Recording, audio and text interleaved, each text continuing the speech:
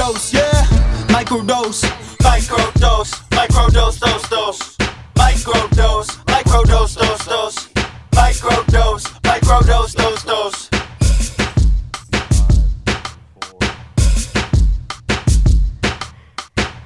What's good, y'all? Kush Hayes here, coming to you episode 95 of the Microdose with me, my main man, Kai.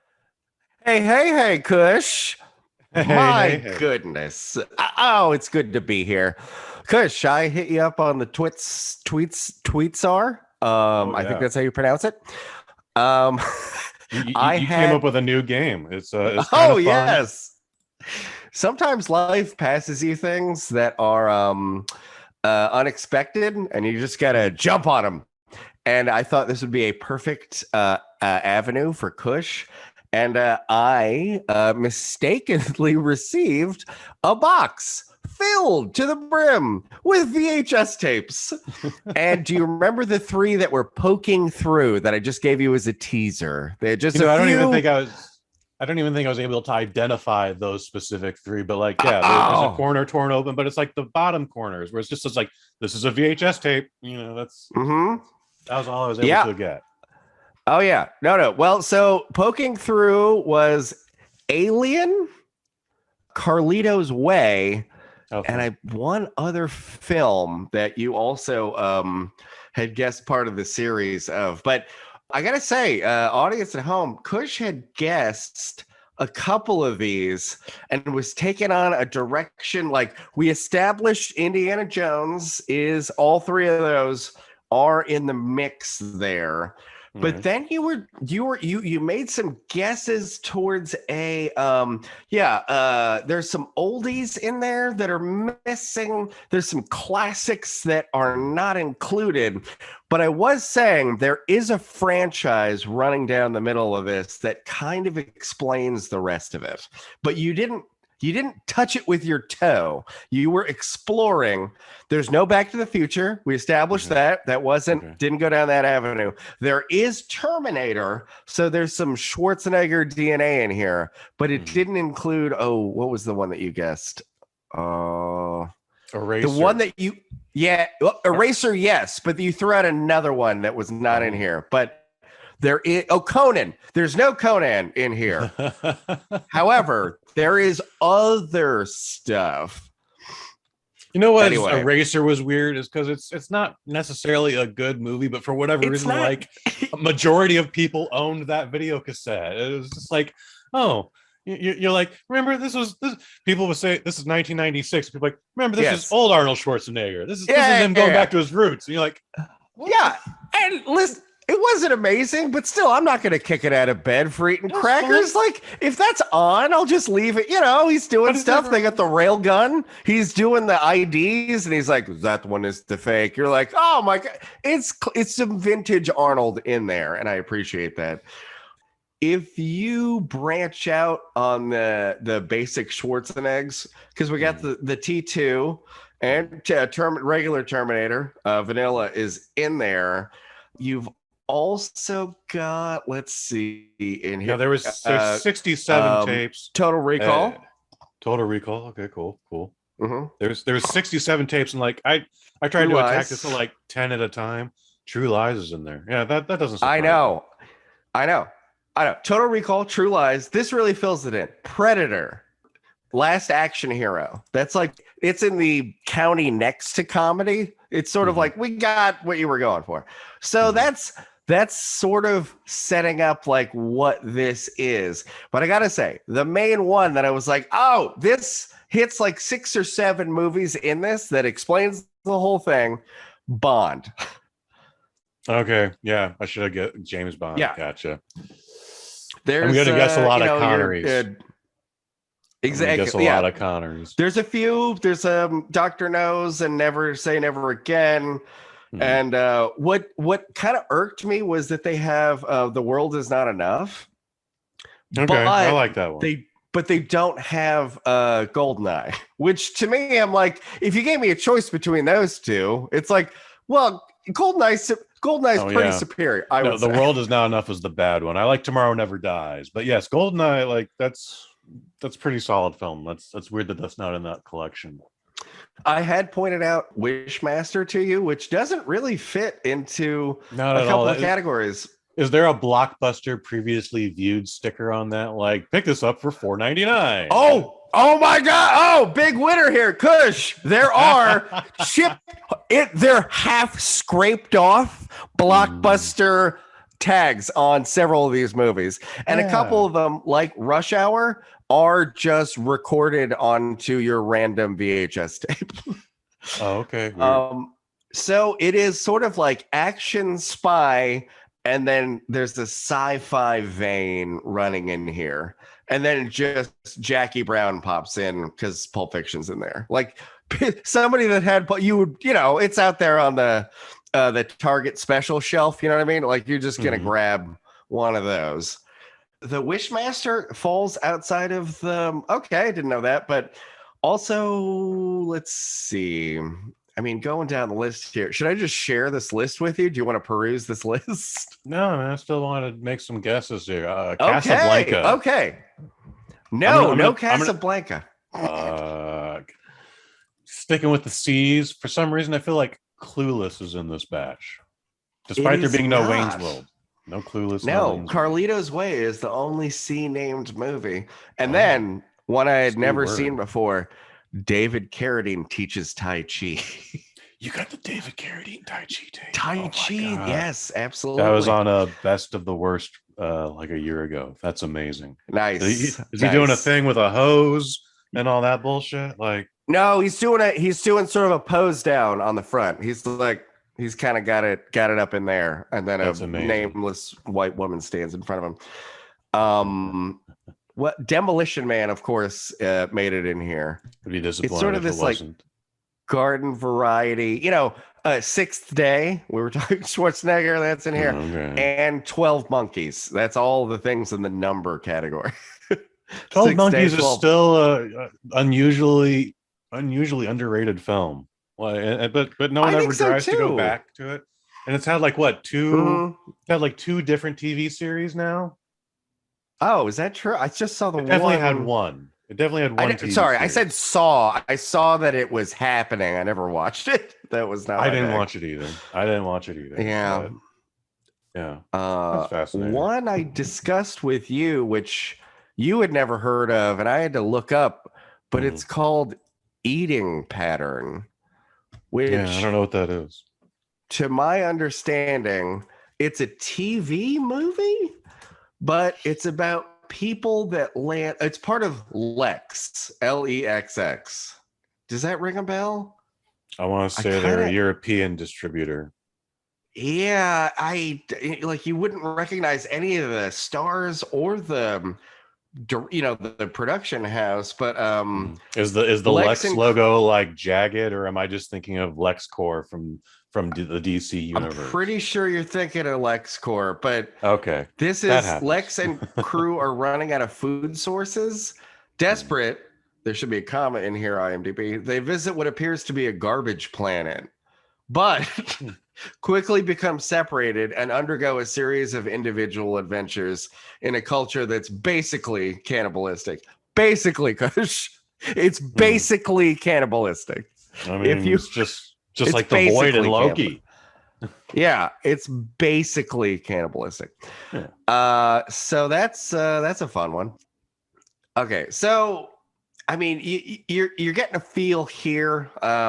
There's a couple outside the norm, but as you go down here for Ghost, Godzilla, Independence Day, which you would guess, Just Cause, Kiss the Girls, Lethal Weapon 2, but not 1. Again, this is also like you've got Tomorrow Never Dies, but not Goldeneye. We've got Lethal Weapon 2. Wasn't that the one with the guy that had diplomatic immunity from like South Africa or something? It's a great fucking movie. It was awesome. Nature documentary, Life in the Wild, Live and Let Die. And also, I'm glad we're parlaying this in here. It was one of the 3 that had the scratched off Blockbuster sticker. The Long Kiss Goodnight is in this set. Oh, all right. Yeah. Nice. Yeah. Yeah. Long Kiss Goodnight, by the way, folks, is going to be our next Kush and Kai episode. So that was a fantastic transition. Oh, I'm excited. There are so many fun details to discuss in there. New fun detail. This was almost a lost episode that never happened also, but that's a whole insider story. We love Rennie Harlan. We do love the Rennie Harlan. Hey man, I heard you finally got to see some ShangChi. Oh yes.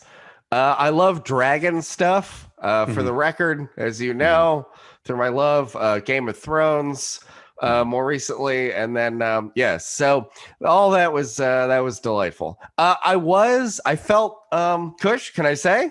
Please. I mean, I feel like this is a safe space. I felt bamboozled.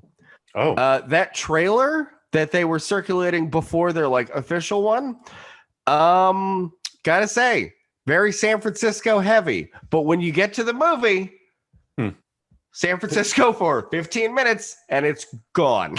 That's it. You come back at the end, you get to portal back in. Other than that, no San Francisco. Little disappointed on that front. But that is a very superficial kind of a thing, I gotta say. But still, don't you remember that? All the locations? Like, yes, of course. Brother, that's on Franklin. Look at, oh no, the tunnel. And it's sad they had to take the Muni logo off the bus. Yeah, Muni not sponsoring that shit whatsoever. Yeah, it was SFT Transportation or something. Or SF Buses. Anyway, they had their own. SF Transit. Yeah, they peeled the logo right off that thing. There's a bunch of videos on YouTube right now where like that whole bus sequence like required like 3 months of shooting. And then the CGI that they had to attach to it like maybe took up another 6 months. A lot of effort went into the bus scene. ShangChi has been a popular topic on the Microdose, so I'm not gonna annoy the fans with my impression and my critique of like, why is everybody speaking English now? Like, so I'm gonna save y'all from that. But or I call it. Yep. Now enjoyed it or not? I totally. No, I enjoyed it. It was a great watch with the fam, and okay, so I'm not like just generally swearing off Marvel, but at the point at which we've set up yet another origin, yet another origin story where it's like, well, the fabric of your universe could be torn apart by this menace, and it's like, I think this is the natural state of just comics where it's like you keep having to up yourself. So how do we keep everyone entertained? And you're like, I get it, I understand, but I don't know. Maybe I just need a nap from it, a little break. Just a teensy one, just a little. Yeah, just a little. I'll come back to it. It's fine.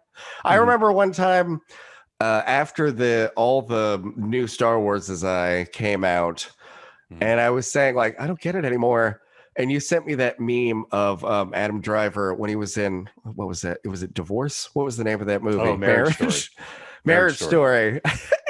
It was Kylo Ren, and it was, I'll always love Star Wars, even if it doesn't make any sense anymore. And it's like, yeah, I'm along for the ride, but it's just, I know we're just married. Like, it doesn't matter if I'm out on whatever series. Like, I watch like primetime football and basketball, and you don't think I'm gonna know about every new, like, they're just going to jam the trailer. Like, I'm gonna know what's going on. So yeah, you can't really get away from it, I guess. I'm not moving to Patagonia and switching to a flip phone. I mean, it's just gonna be part of my Warriors watching experience. So I'm aware. You're gonna get all the updates on the Eternals and the Hawkeyes and oh, did you know there's a new Spider-Man coming out? People think there might be 3 Spider-Men in this one. Oh, I thought that was out. The Far From No, it Pants? comes out like what is 2 that? or 3 weeks. 2 or 3 weeks. Okay. Oh no, that's not out yet. Oh no, I'm seeing trailers with all the Spider-Man in it. Are they going to do this with Batman too? Because I would actually rather like to see it more with Batman. They are doing that with Batman in the new Flash movie whenever that comes out. But it's definitely filmed. It's in the can. Because Barry Allen, he can traverse across many realities. So that happened in what, Crisis on Infinite Earth, where Flashpoint. was it Flashpoint? Flashpoint is the big thing. He moves so fast, he actually pulls the narrator into the story. He heard that somebody was talking shit in a different dimension and then grabbed him and then put him into the comic. Yeah. No, this is... Well, they definitely did it in the newest What If recently. Dig. Yeah, no, but again, that's how fast the Flash is. Who, again, he's the strongest in whatever universe. He's so strong that Quicksilver, who like took his powers for the Marvel universe, when they dump Quicksilver early, it's like, no, we'll go to China without you. And they're like, he could have solved all the problems. Like every plot point that you face, he could have fixed instantly, yet we're just ignoring that happened. And now you're dealing with the X-Men killer things, and you have to like jump through timelines. Like, just save the quick guy, have the quick guy come with you. He's stopping bullets and whatever. Like, that never made any sense to me. I mean, if you just isolate the speed power, Kush, it's the strongest, I gotta say. Well, the rules the rules is the power works for when we need it to work, how we need it to work, and only then. And then we will exploit its flaw. Of course. Yeah. For now, a director who's a woman or a person of color. I hated X-Men Apocalypse. Like the first 90 minutes of that movie is like, oh, they're swinging for the fences. They're swinging for the fences on this. Well, this is like the greatest comic book. And then there's another hour. Everybody's like, going down. This is dog shit. But in that final hour, sure enough, Quicksilver is running around Apocalypse doing his little Quicksilver thing, and Apocalypse is just like, oh, fuck this. And he just motions with his hand and then just breaks Quicksilver's leg, and that's it. He's like, he's done. Yeah. That made sense, though. That was like, he recognized like Quicksilver, a problem. That like he got right to the root of that point, which was just like, now he could screw all this up because he's powerful. Anyway, they know, Kush. They know. Netflix had a bunch of releases this holiday weekend. Oh, yeah, what were they on? What were they on here? I know I missed a few. So, well, you never miss it because it lives there in perpetuity. But the newest things that dropped was the final season, the 5th and final season of F is for Family. And you told me about be honest, that. I want to watch that. A little disappointed. Yeah. A little disappointed. What?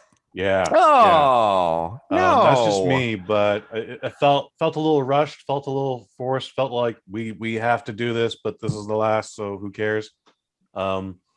Maybe I'm mistaken. It. I don't know, but I did not enjoy the first 4 seasons. Are far superior to anything in this 5th season. Okay, yeah, because they really got. I thought the first was like a little rocky, because they're just sort of getting their stride down. But yeah, 2, 3, and 4, I was just like, oh, they've got a great lane here that they're working with. Yeah. Do you remember I think it was near the beginning of the last season, the boxer bleeding Irish Mickey, was it?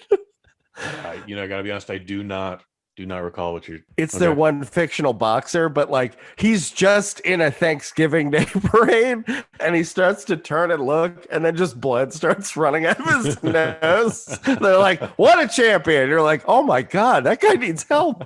Anyway, no, I love that show. The biggest thing that has stuck to me with F is for Family, which is not the comedy, is they have an arena that they go to, the Sacred Heart Arena, and I swear to God, Kai, it is the front exterior of the Cow Palace. Oh, dig, yeah. And like I'm obsessed with this like one detail, and I'm like, is this just like a standard form of what buildings look like built in like World War II era? Like, are there just a bunch of these buildings on the East Coast, or are there a couple on the West Coast? I'm not, because that's the Cow Palace, baby. That's the Cow Palace. Like, I never got to go. I never got to go to a WWF event or a monster truck thing there. We did see something on ice there. And I remember parking being miserable, and I wanted to buy a hot dog that was cooked in a shopping cart, but nobody would let me. And Yeah.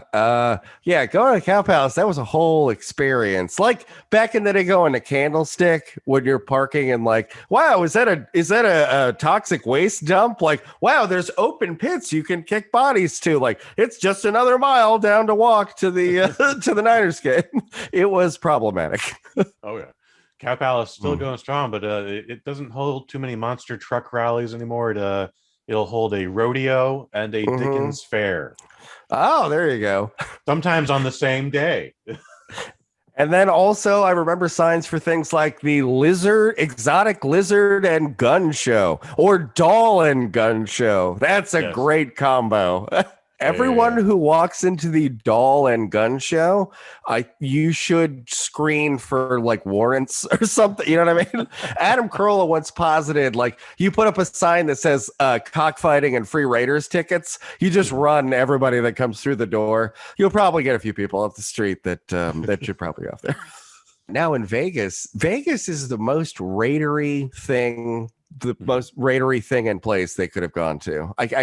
It's such a natural fit. It's uncanny, I have to say.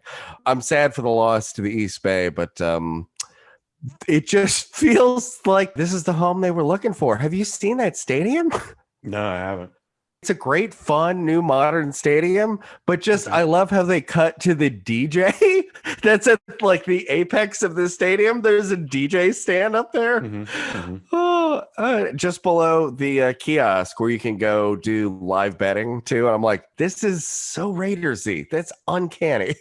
Yeah, no, the then Oracle Arena and the now Chase Arena both have DJ booths for the Warriors games. For DJ D Sharp. There it is. Other things that came out on Netflix was there's a Kevin Hart crime drama. Oh, which one was that? It's called, so it's not a good title. It's called True Story. And Kevin Hart basically plays himself under a different name. He's the most successful comedian. He's got movies. He's doing Kevin charity Hart, thing. yeah.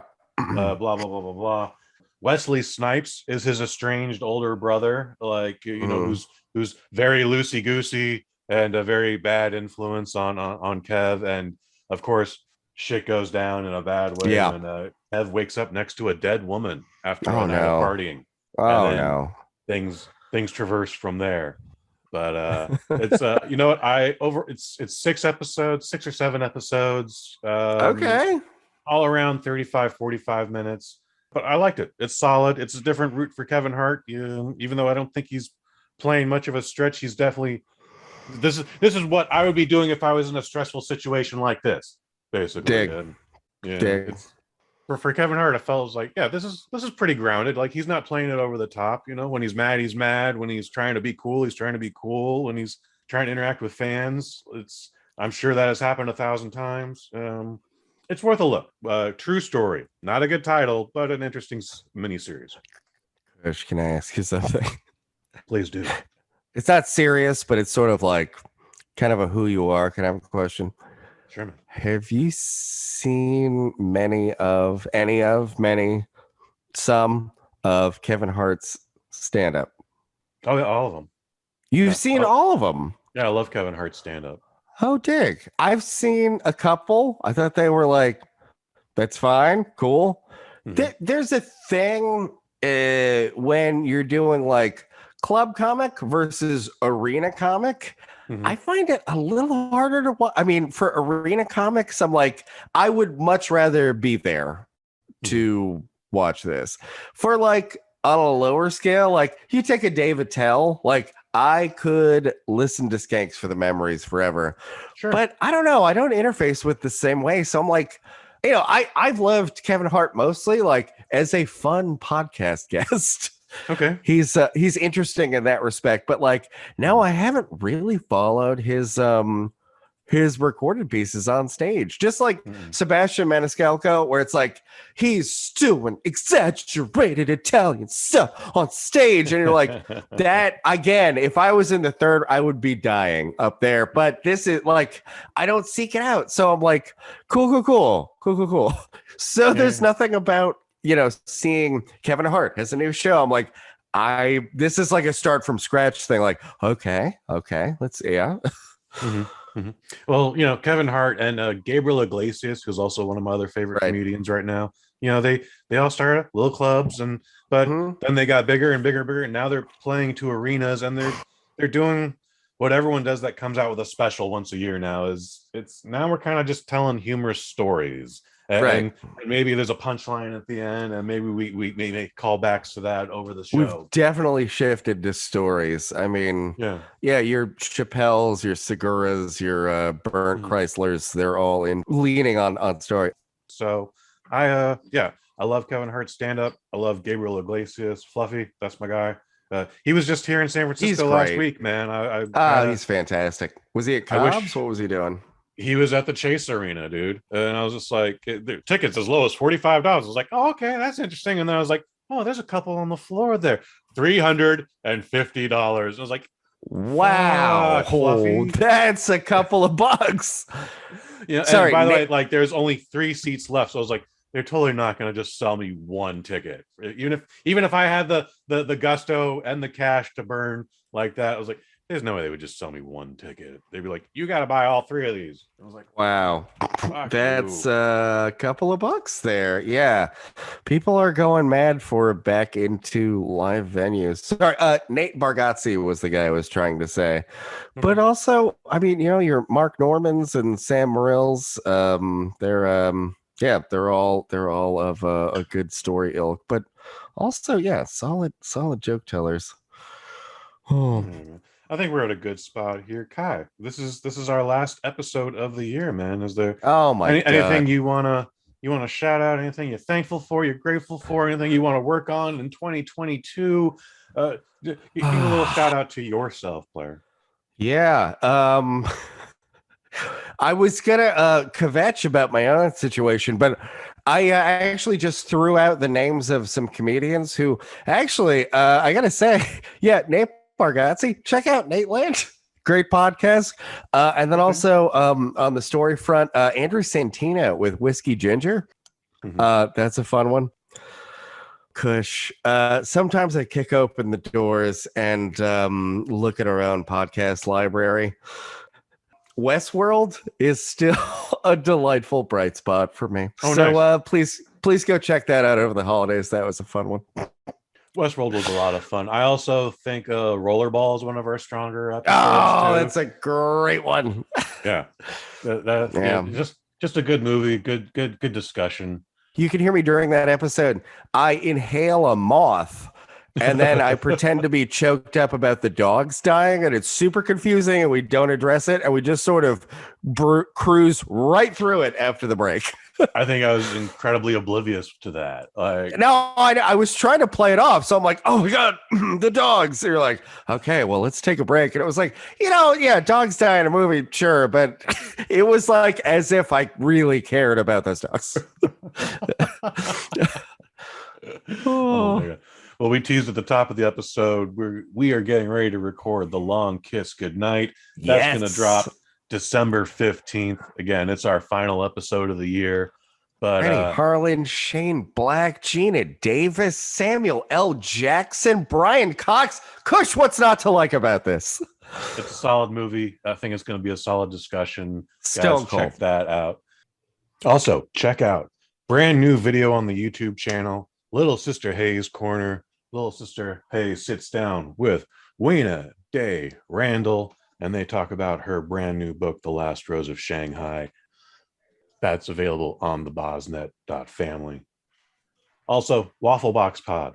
It's the best part of Wednesdays. No episode this week, as you may or may not have noticed, but we will be back next Wednesday at the usual time, talking about everything and nothing at all. Mike Fish, best part of Wednesdays. Otherwise, I do some other stuff around here. December 29th, season finale of the Kick-Ass Movie Podcast with director, master Len Kabaczynski and myself. Yes! We're going to be talking about Best of the Best. And hoping to have a couple guests on that. I'm looking at you, Kai, but schedules don't work. But if you could, we would love to have you on that. That's I love New Year's Eve special. Oh, I could sit and snipe. That would be delightful. Okie doke. Well, I'm Kai. I've been Kush. Rock on, y'all. Microdose, microdose, microdose, microdose, microdose, microdose, yeah, microdose.